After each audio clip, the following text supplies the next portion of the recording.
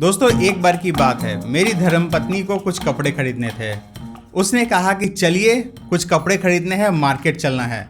मैंने कहा ठीक है, मार्केट तो मुझे ले जा रही हो, लेकिन दुकान में मैं जाऊंगा तो तुम्हें सामान जो पसंद आएगा वो ठीक है, लेकिन उसका मोल भाव मैं करूंगा।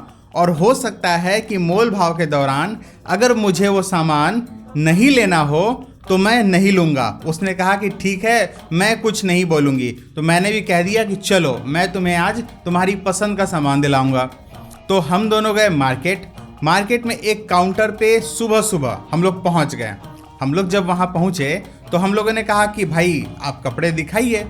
उन्होंने ढेर सारे कपड़े दिखाए और कपड़े दिखाने के बाद एक मेरी धर्मपत्नी जी को पसंद आ गया। तो उसने कहा कि ये पसंद है। मैंने कहा ठीक है। जो मेरी धर्मपत्नी जी ने छाट करके रखा था, मैंने बोला कि इसका बताओ कितना लगेगा।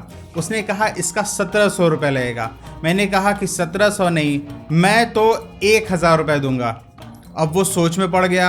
उसने कहा कि भैया आप पहले बोलते, मैं आपको 1000 रुपये वाले कपड़े दिखाता, ये तो 1700 रुपये वाला है। मैंने कहा कि भैया आपको देना है तो दीजिए, नहीं तो कोई बात नहीं। उसने कहा कितना आप दे सकते हैं। मैंने कहा कि मैं 1000 रुपये ही दे सकता हूँ। उसने कहा कि भैया ऐसा नहीं होता है, थोड़ा आपको भरना पड़ेगा, आप 1600 दे दीजिए। मैंने कहा मुझे नहीं देना है, मुझे 1000 रुपये ही मैं इसके दे सकता हूँ। उसने कहा 1500, फिर 1400, फिर 1300, 1200, 1100, ऐसे कर कर के उसने मुझे 1000 रुपये में ही वो कपड़े दिए। और मुझे देने के समय उसके लंबे चौड़े मुंह बने हुए थे, पूरा भकुआ जैसा मुंह बना हुआ था, जैसे वो खूब अंदर से गुस्सा हो। तो दोस्तों क्या ऐसे दुकान को ग्राहक पसंद करते हैं? मुझे तो बिल्कुल पसंद नहीं आता है। ऐसे दुकान में सर दर्द हो जाता है जहां पे बार्गेनिंग करने का मौका मिले। मैं तो ऐसा चाहता हूं कि भाई सामान पसंद करो, एक दाम की दुकान हो और लेकर के निकलो। इससे दुकानदार से ज़्यादा ग्राहक को फ़ायदा है, दुकानदार को भी बहुत फ़ायदा है। उसे कोई झिकझिक किचकिच करने की ज़रूरत नहीं है। आपको सामान पसंद है, आप पैसे दो, सामान ले जाओ, कोई हेडेक नहीं। एक रिजनेबल प्रॉफिट डाल करके वो सामान को दिखाता है और वही रेट बताता है। आपको पसंद है आप लो, नहीं लेना है ठीक है, दूसरे ग्राहक आएंगे वो लेंगे। क्योंकि वो 1000 के सामान का 2000 रुपये रेट ही नहीं रखता है जहाँ पे उसे डिस्काउंट करना पड़े।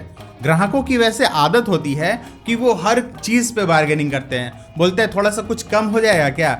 वैसे ही अगर दुकानदार ने थोड़ा सा हिंट्स दे दिया कि अच्छा पसंद करिए ना, हो जाएगा, तो बस ग्राहक उस बात को पकड़ लेते हैं और उन्हें लगता है कि भाई इस पे तो मैं ज़्यादा से ज़्यादा कम करा करके रहूँगा, तभी ये सामान लूँगा, जितना ज़्यादा कम करा सकूँ वो करूँगा। बहुत बार तो ग्राहक इस बात को लेकर के अड़ जाते हैं कि मैंने जितना बोला है उतने में आप दो, नहीं तो वो अपनी पसंद की सामान को भी छोड़ करके चले आते हैं, क्योंकि उससे उनका ईगो हर्ट होता है कि उन्होंने बोला वो बात और वो दुकानदार नहीं मान रहे हैं। मॉल में कोई मोल भाव करता है? बिल्कुल नहीं। गया, सामान पसंद आया, पैक कराया, पेमेंट किया, लेके चला आया, कोई मोल भाव नहीं। उस पर तो पूरा लिखा रहता है इतने रुपीस, बस उतना आपको पे करना है, लेकर के चले आना है, आपको कोई किचकिच पिच नहीं करना होता है। तो बहुत सारे छोटे दुकान भी ऐसे होते हैं जहाँ पे मोल भाव तो करना ही नहीं पड़ता है। आप गए, उन्होंने लिख रखा है फिक्स रेट की दुकान है या फिर एक दाम का दुकान है, या फिर उन्होंने मौखिक कह दिया कि भैया हमारे यहाँ मोल तोल नहीं होता है। आप चुपचाप सामान देखते हैं, पैसे देते हैं और चले आते हैं। आप वहाँ पे कुछ भी नहीं बोलते हैं, ना आपको मेंटली प्रेशर भी होता है। जब आप सामान लेके दुकान से निकलते हैं तो आपको लगता है कि चलो यार ठीक है, आप कुछ उसके बारे में सोचते ही नहीं है। लेकिन जहां मोल भाव वाले दुकान में आपने घुस गया और आप कुछ वहां से सामान लेकर के आ रहे हो मोल भाव करके, तो देखो आपको मेंटली प्रेशर कितना रहता है। कहीं ज़्यादा तो नहीं ले लिया, या फिर आपने बहुत कम दे दिया, आपको लगता है कि ये इतने का रेट नहीं है, सस्ता बहुत पड़ गया, तो आप बहुत खुश हो रहे हैं। फिर भी आपके मन में डाउट रहता है, लगता है ज़्यादा ले लिया पैसा, 100 रुपये ज़्यादा ले लिया, और बोलते हैं ना तो 50 रुपये 100 रुपये और कम कर देता। कितना प्रेशर लेके आते हैं आप एक सामान खरीदने के समय। तो दोस्तों इससे हमें क्या सीख मिलता है? इससे हमें सीख मिलता है कि दोस्तों आप जो भी बिजनेस करिए, एक दाम का बिजनेस करिए। आप कोई रेट डिस्काउंट मत दीजिए, और डिस्काउंट उस प्रोडक्ट पे दीजिए जिस पे आपका, मान लीजिए कि वो कुछ बच गया है और आपका कोई मेल बिगड़ गया है तो आप उस पर डिस्काउंट दीजिए, या फिर आपका माल पुराना हो गया है तो आप उसको डिस्काउंट दीजिए। उस पर बाकायदा आप MRP टैग डाल दीजिए और डिस्काउंट का एक लेबल साट दीजिए कि ये इतने रुपए में मिल रहा है, बस उतने रुपए में ही मिलेगा, उससे ज़्यादा कम नहीं होगा। उस पर जो टैग लगा हुआ है आपको थोड़ा सा मेहनत लगेगा, लेकिन पूरा का पूरा आप प्रेशर से बच जाएंगे। आप उसका अलग से काउंटर बना दीजिए जहां पर डिस्काउंट वाला माल मिलता है और बढ़िया से स्टिचिंग किया हुआ टैग लगा हुआ है कि उनको लगे कि भाई ये ऊपर से लगाया हुआ नहीं है, इसको बार बार लोगों चेंज नहीं किए हैं, ये एक बार फिक्स लगा हुआ है तो फिक्स लगा हुआ है। वैसे करके आप एक अलग काउंटर बना दीजिए